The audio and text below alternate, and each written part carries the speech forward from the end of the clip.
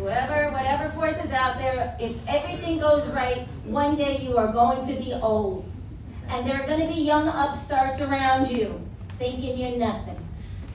And you're going to say to them, I was there at this historic moment that is the first day of Jasmine Brown's campaign for mayor of Pensacola. You're going to be there.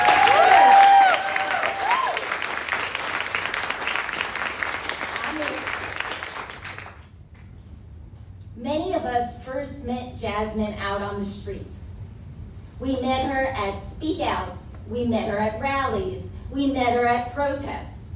Because Jasmine Brown always shows up. Amen. She is always there, often as MC, often as organizer, often and always, I should say, always with a chant ready, always ready to raise her voice for justice. Am I talking about political justice? Yes. Am I talking about economic justice? Heck yes. Am I talking about social justice? Yes, yes, and yes. She has been an advocate for those who are being denied their basic human rights. She's been an inspiration to us, for in her presence, in the wash of that powerful voice that she has, we have been able to forget our cynicism. We have been able to forget our hopelessness.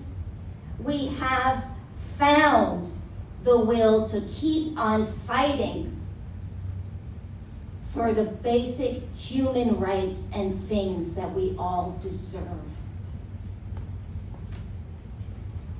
By example, Jasmine Brown has showed us not only what is possible, but what is absolutely necessary.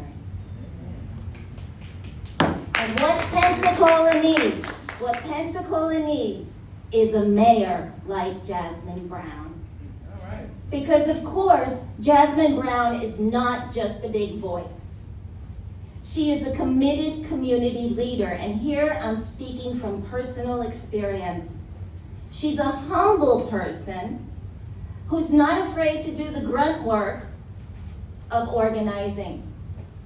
She will make t-shirts, manage finances, build coalitions across political, religious, and racial divides. I have seen this. I am speaking again from my own experience with Jasmine, who I sat down with for the first time in the aftermath of the Dobbs decision, when Roe versus Wade was no longer the law of the land, and we realized that we need an organization specifically to address reproductive justice and abortion rights. From the very first moment, Jasmine was all in, 100%. I have plenty of ideas, but Jasmine knows how to make them happen. She will make the phone calls, she will make the texts, she will make sure that things get done.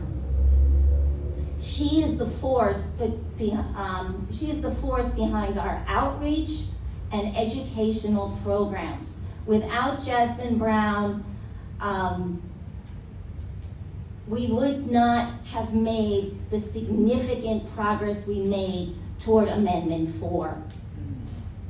When they told us that more than 57% of the vote did not mean we won, as if we had to win the right to abortion as health care, Jasmine quickly pivoted to what we needed to do, which was to take care of people. We needed to give them resources. We needed to educate. Jasmine didn't miss a beat. From personal experience, I know that Jasmine is open to all ideas. She's ready to listen to what others have to say, always welcoming other people's communications, other people's perspectives. I have seen her ask for advice in the most humble way. What she wants is what's best for our communities. Jasmine has devoted her time to the project of creating a more just world.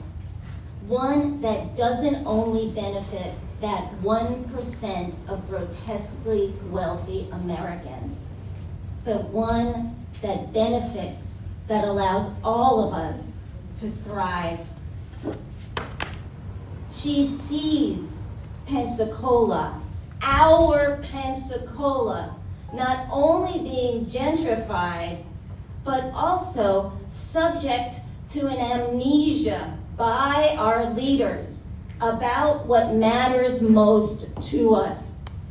Safe, affordable housing in which our families can thrive. Universal health care, effective public schools for all our children, and groceries that we can afford to buy. Jasmine Brown is a champion for all of these things, and she is a champion for us all.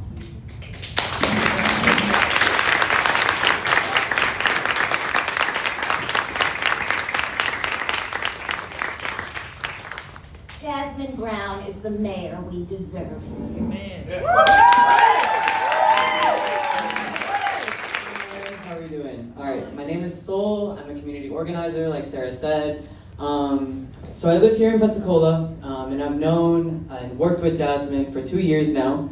When I first moved to Pensacola in 2022, I was homeless. I had abruptly lost my housing in Alabama. And over there, homelessness was extremely tough with the lack of resources in Alabama. And I found myself absolutely with no option but to move and try to find somewhere with more opportunities. And I chose Pensacola, but unfortunately, I didn't find any of what I was looking for. At the time, I didn't realize that the fact that I'm trans would inhibit my ability to get into a shelter. I didn't realize that the housing crisis was so deeply serious. And I should have done more research into the housing crisis, but in my defense, I didn't really have a lot of time to plan or really prepare for my move. The rents here are absolutely ridiculous. Inhumane. It's no secret, there are affordable housing options, but the wait times are also just as ridiculous. In fact, Arbors at Ensley, one of the places I applied to, had told me that one of the applicants on their list has been on that list for 8 years.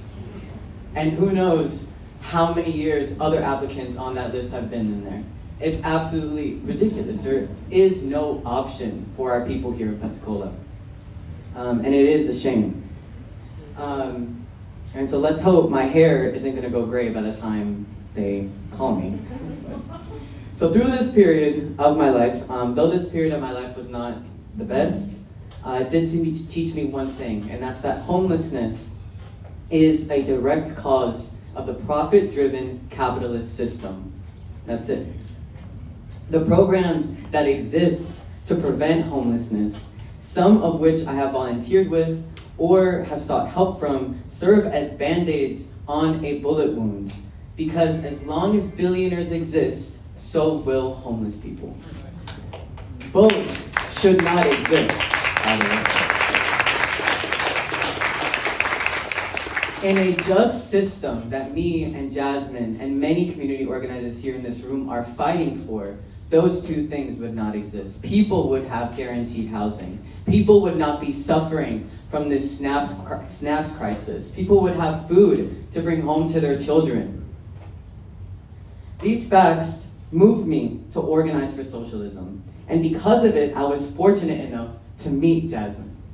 And I still remember the first thing I ever said to her: "You are an incredible speaker." And I want to talk a little bit about that today. Because Jasmine knows all of the right things to say and when to say it. She knows how to talk so that people not only understand what she's talking about, but are motivated to move and to act and to fight for the things that she's talking about. And so, even if she doesn't win, which she will, I saw it in a dream. And I'm speaking it into existence. Even if she doesn't win, she's going to motivate thousands of Pensacolans by knocking on their doors and by talking to them to join the movement for socialism, to join the movement to change everything that is absolutely wrong with this system. And that is why voting for Jasmine is going to bring us, really, even if she doesn't win again, it's going to bring us the movement that will end homelessness, that will end all of the struggles that we are suffering under. There are many crises in Pensacola right now, from the housing crisis, to the utility crisis, to ISIS terror on our immigrant community. And we need someone who can fight back against all of these things. As someone who works closely with the Pensacola immigrant community, I've seen the need for someone who can end the ties that this city has with ICE. I'm sure y'all have heard of the recent raid in Outer Space Landscape, where dozens of immigrants were detained. In fact, at least one person was documented, but she was transferred to Mobile and she was detained for 6 hours. A human being, right, who they should have never, whether or not she's documented or not, should have never gone through that suffering, should have never been separated from her family. And it is a shame. There are so many parents in this city fearing to take their kids to school, fearing that their kids are going to face ICE at their schools or are going to come home to their absence, to no parents. Imagine yourself in that position, right? It's torturous. And right now, Pensacola is doing absolutely nothing to stop this. Nothing. No. In fact, they're helping it. They're helping all of these crises fester. But enough is enough. It is time for Pensacola to feed its people. It is time for Pensacola to house them and to protect them from ICE. And it is time to have Jasmine Brown as our mayor. And I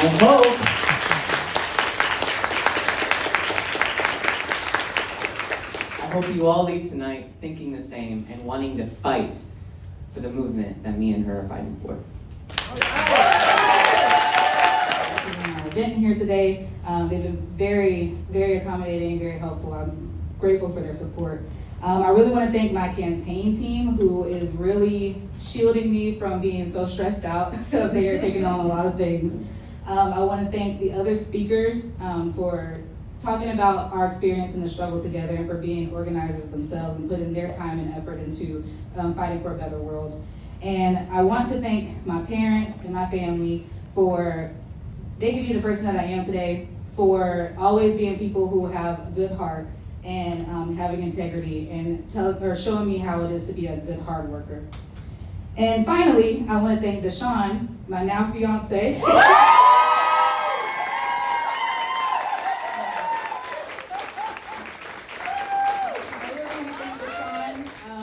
Because as we were getting back together, you know, it could kind of count as our first day back together. He's who brought me to city council that day to fight against FBO. It was him who brought me into this struggle. I never imagined myself as a leader. I never imagined myself as somebody who could speak in front of crowds. I never imagined myself as being somebody who could be a political actor. I just was mad at the world around me all the time. And then when I went to that city council meeting, I realized, oh, I can actually do something. And then ever since then, it's been just developing from there. So if we have not formally met before, I'm Jasmine Brown, and I'm running for the mayor of Pensacola.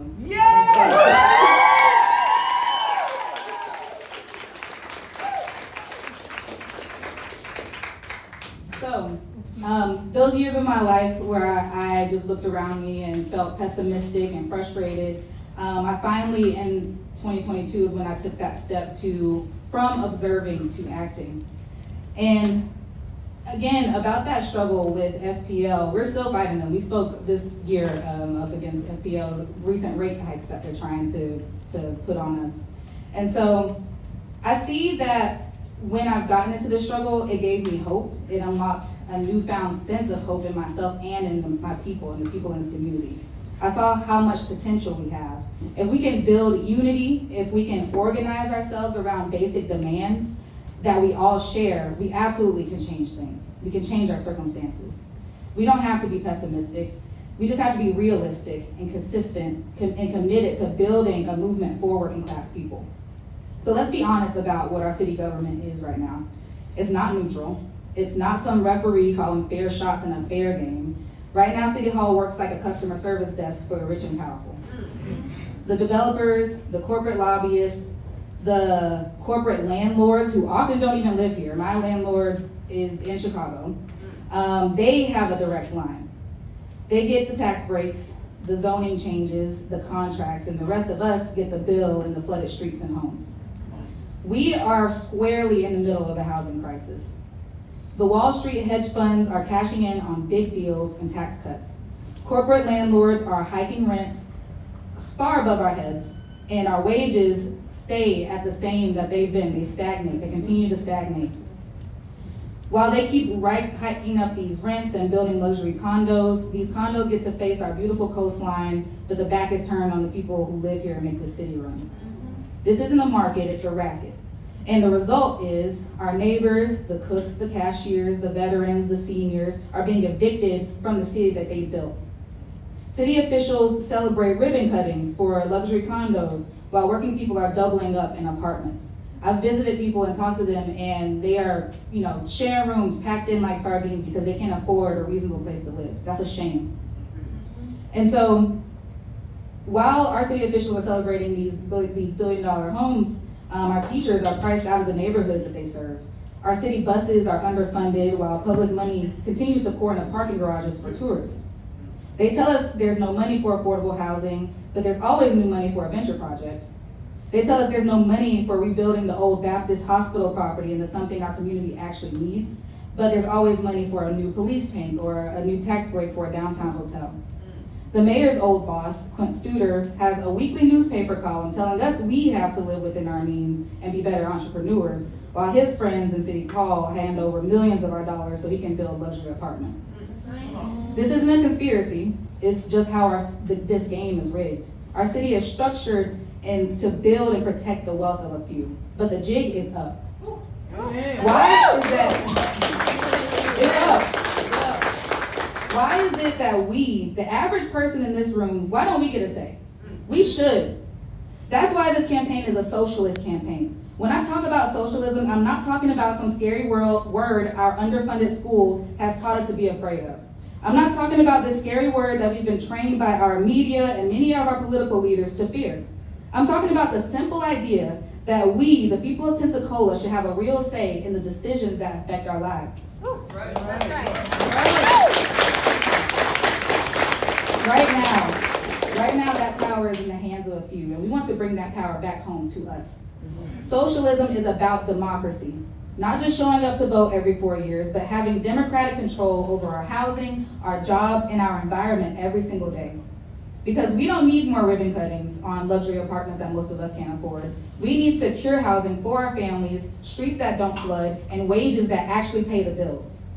We don't need another boardroom vision coming from behind closed doors. We need a people's plan with our vision. A city where no one is priced out, where development serves everyone, where democracy means power for the working class, for us.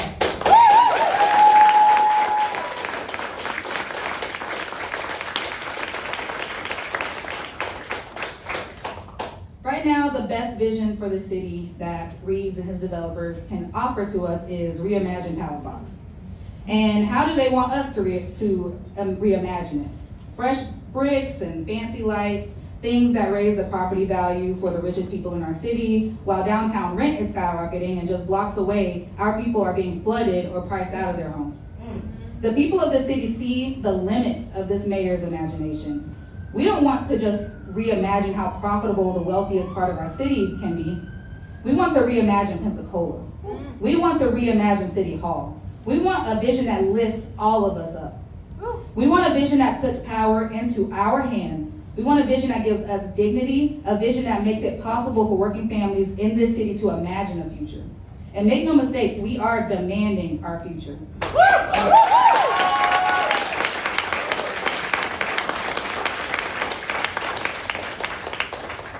The mayor and the CRA board and the Downtown Improvement Board for years have been committed to what they call investing in downtown. But they don't mean investing in the people of downtown, no. The people in downtown, the core, our neighbors, are being pushed out of downtown. Our unhoused neighbors are being criminalized downtown. The city is not investing in them, the city is investing in the same people who invested in DC Reeves' campaign. They're investing in the people who come into this city, not to improve the lives of our people, but to improve their own bottom line. We reject that. We say that this city should be investing in its people. It should be investing in its tenants by giving them support, legal support, financial support, to fight back against this housing crisis, to fight back against these corporate landlords, to fight back against the rising prices and rents that our stagnant wages cannot afford to meet. It should be investing into our immigrant neighbors. We know that our immigrant community is being scapegoated as a tool for division, but immigrants aren't raising our rents. They are a critical fabric of this community and are living in terror right now. Terror that City Hall has invited into our city with these shameless cooperation agreements, which we will fight to end and immediately.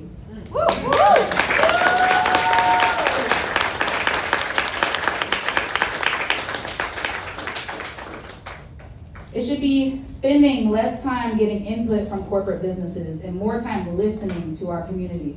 That's why we want to restructure the way our city makes these decisions.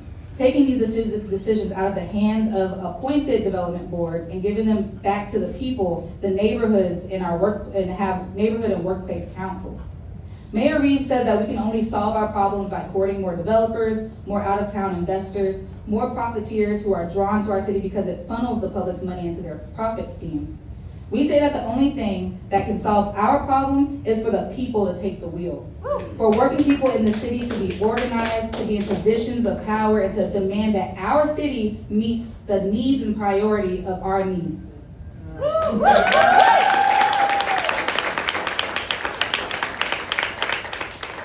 Now, they are going to tell us that this can't be done. They're going to say that we're being unrealistic, but I have a different kind of realism for you.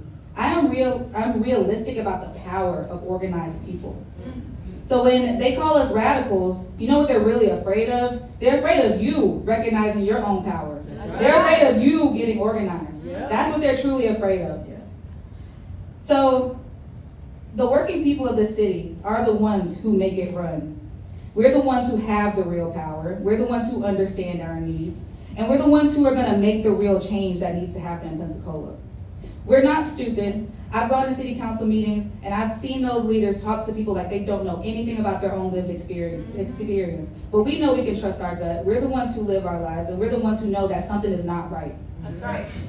So this campaign isn't about me becoming the mayor. It's about the community becoming powerful. It's about us getting organized, block by block, neighborhood by neighborhood, workplace by workplace. The mayor's office shouldn't be a throne. It should be a tool for the people of the city to build the city that we all deserve.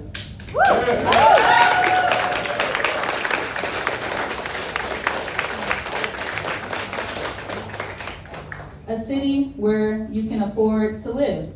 A city where you can afford to live and stay in the neighborhood that you grew up in. A city where you're not afraid of receiving your power bill. Where no one has to live in fear of masked ICE officers showing up at their workplace or to their school or to their front door. Our campaign is about a fundamental shift in power. Instead of trying to survive each day, we need to be thriving as the people who create the wealth of the city.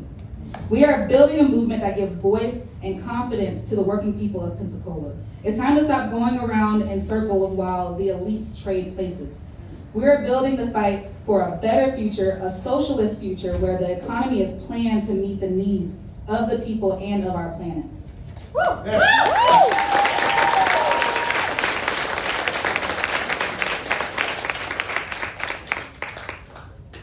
So, I've been at a lot of protests, I've been at a lot of rallies, several other things. But this is how we turn moments of protest into lasting power. It's not enough to elect a good mayor. We have to build our people's organization so strong that whoever is in office has to answer to us. That's right. So when you leave here tonight, I'm not just asking for your vote, I'm asking you to join in the struggle. Thank y'all for being out here tonight.